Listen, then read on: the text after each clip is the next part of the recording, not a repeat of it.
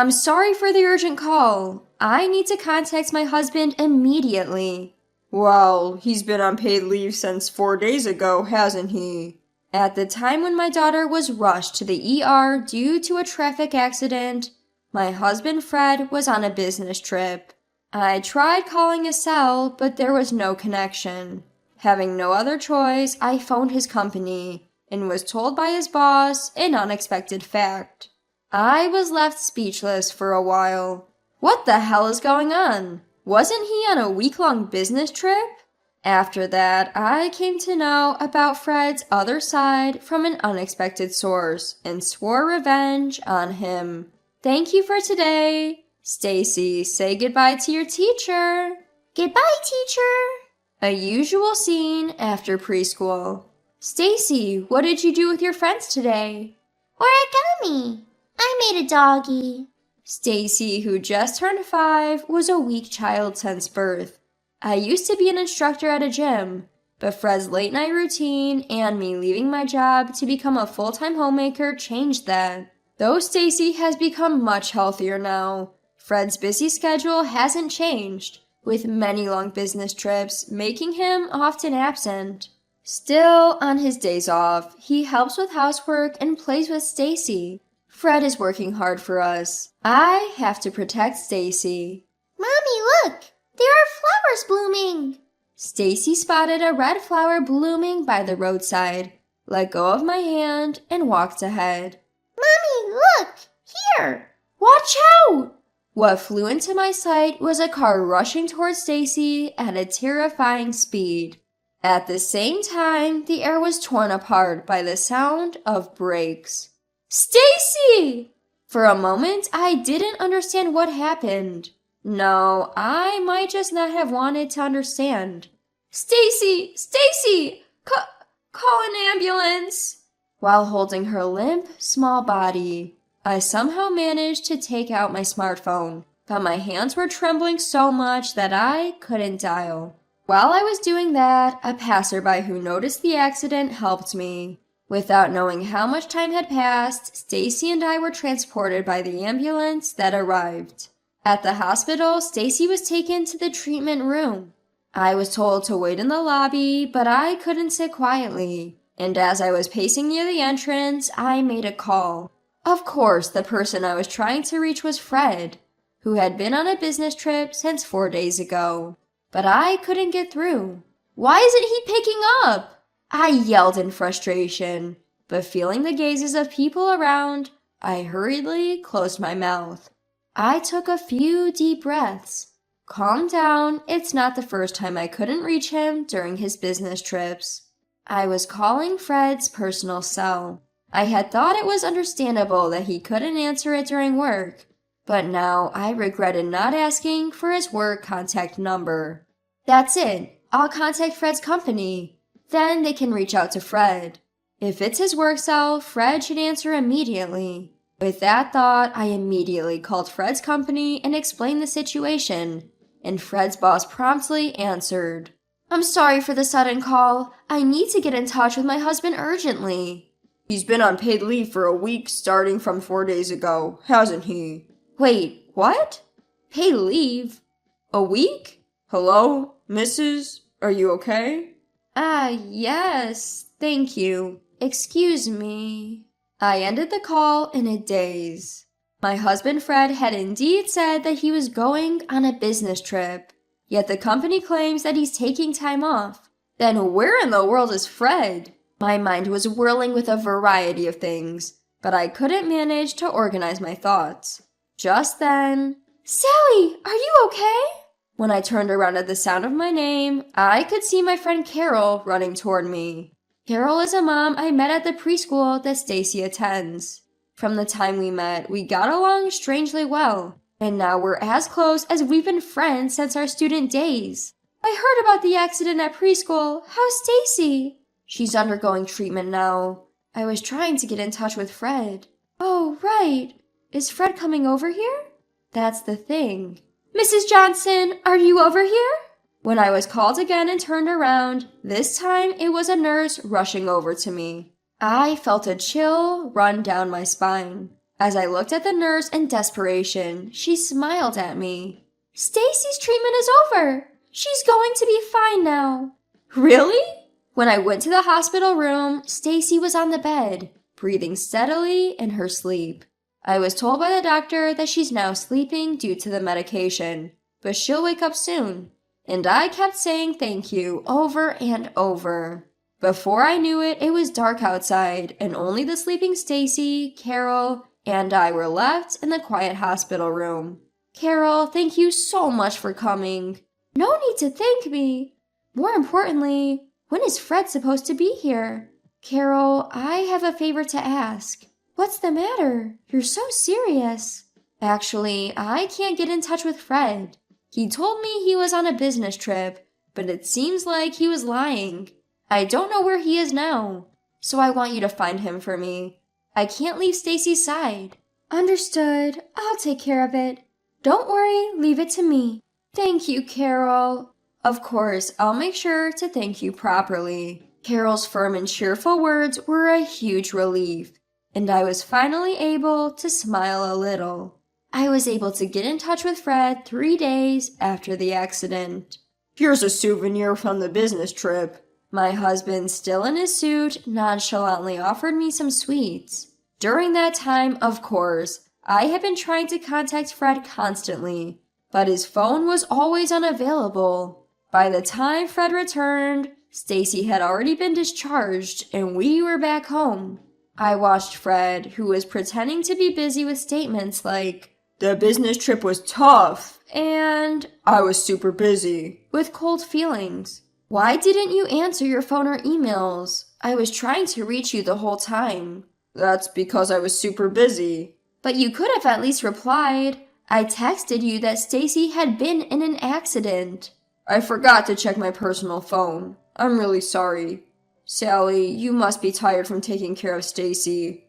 I'll look after her now, so you can rest." Fred quickly said this and went off to the next room where Stacy was playing. I know everything, Fred. Carol gave me tips on how to check Fred's phone and to contact his workplace to inquire about his past days off. I was wondering whether I should take action, but I thought that if there was a misunderstanding, it would be better to clear it up. So I decided to look into Fred's affairs. He used to say that he was working overtime when he came home late at night, but according to his boss, they've hardly been working overtime due to the work reform. There are hardly any business trips either. And then, with Fred's phone messages, it's clear as day. The contact name was innocuous enough as Mr. Mason, but the content of the messages could only be interpreted as him having an affair. "I can't wait to see you," and "I wish I had met you first." The messages were full of cliched and thoughtless phrases. With a feeling of nausea, I transferred these messages as evidence to my phone. After I had done everything, what welled up inside me was more anger than sadness. So everything about Fred was a lie. All the good father and husband acts were just a performance to allow him to do whatever he pleased. I won't forgive him. I absolutely won't. I firmly resolved. A month after the accident, Stacy recovered completely without any after effects. Around the same time, Fred announced that he was going on another business trip. Watching Fred leave excitedly, I immediately called Carol. This business trip is to a seaside town about an hour's drive away from downtown. Of course, to me, Fred said as usual, "I'm going to inspect a factory by the seaside." But I'm not fooled this time. I rode in Carol's car and arrived at a charming inn. "Sally, this is the inn. I got a message that he checked in after noon." I suppose he's having a great time right now. "Are you okay? Do you want me to go in alone?" Thanks, but I have to do this. For Stacy's sake, too. I wonder what kind of expression I had at that time. "No matter what happens, I'm on your side, Sally." "Carol." Then I realized that I was clenching my fist tightly. When I opened my hand, the palm was a bit red where my nails had dug in. I must have been very tense without realizing it. After exhaling deeply, I handed my phone to Carol. "Please." "Leave it to me." As soon as she took my phone, Carol immediately dialed a number and turned on the speaker so that I could hear. The person on the other end was Fred. It took a while to get through, but after a few tries, the ringing stopped and I heard Fred's annoyed voice saying, "Hello." Perhaps he thought he couldn't ignore the calls forever due to the recent event. But judging by his bad mood, I must have interrupted his fun. Hello? Is this Fred? Good, I got through. Who is this? Isn't this Sally? I'm Carol, a friend of Sally's. Actually, Sally collapsed and was taken to the hospital. I thought I should contact her husband, so I borrowed her cell phone. She collapsed? Sally, why? She seems to be suffering from overwork. She's also been worrying about Stacy. Fred, won't you come to see her? No, I'm at work.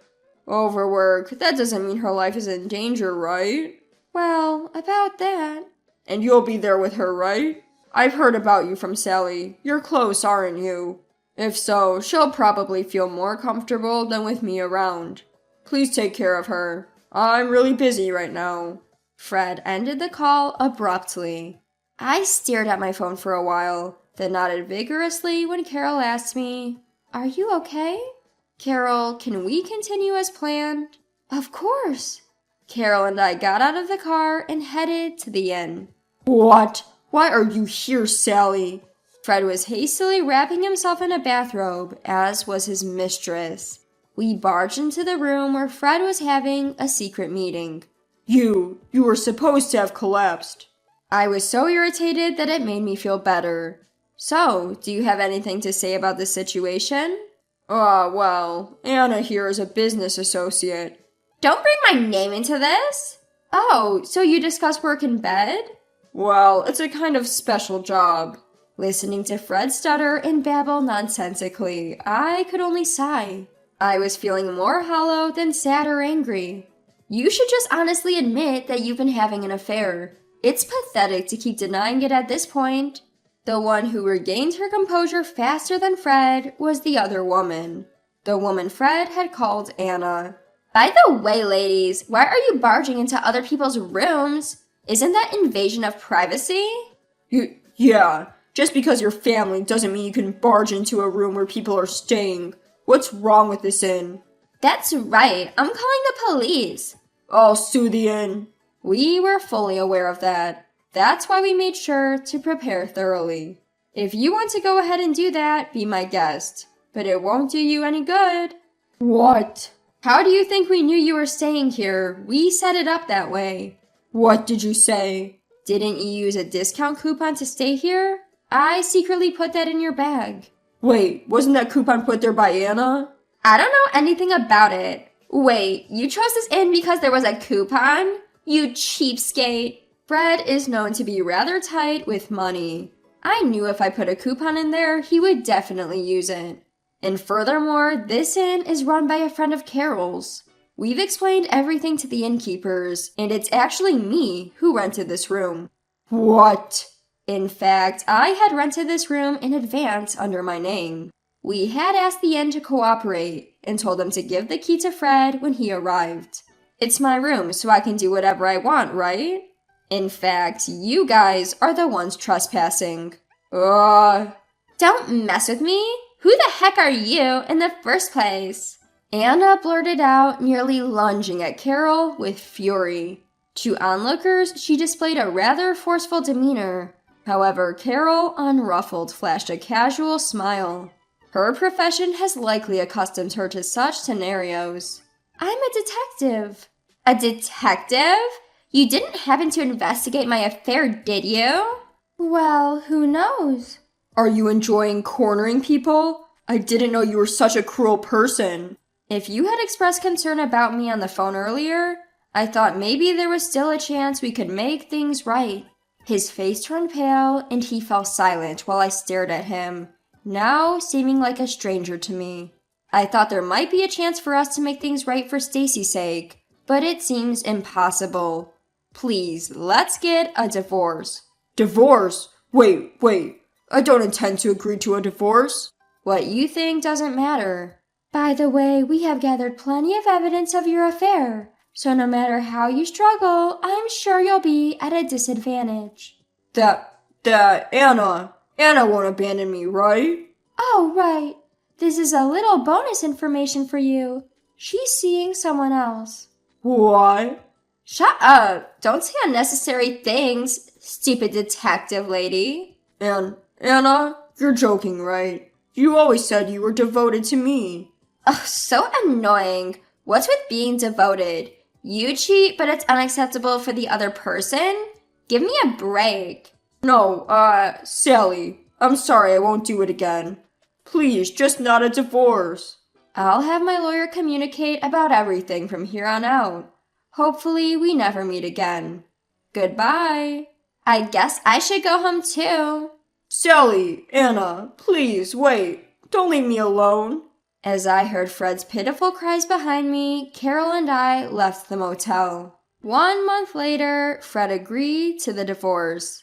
His affair had been well documented, and moreover, it was revealed that he had dipped into the household savings in Stacy's college fund for his indiscretions. Fred ended up paying a total of $50,000 in payback and alimony, while Anna, his affair partner, paid $30,000.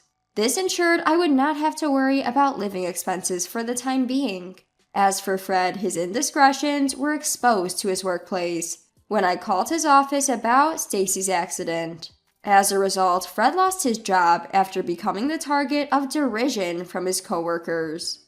After paying the alimony and becoming penniless, Fred began living a day-to-day life on daily wages. Meanwhile, I ended up working as a detective at the agency where Carol works. Carol told me, Sally, you used to be a fitness instructor, so you're physically strong. More importantly, you have guts, so you might be surprisingly suitable for this job. I hope to someday help women in distress, just like Carol helped me.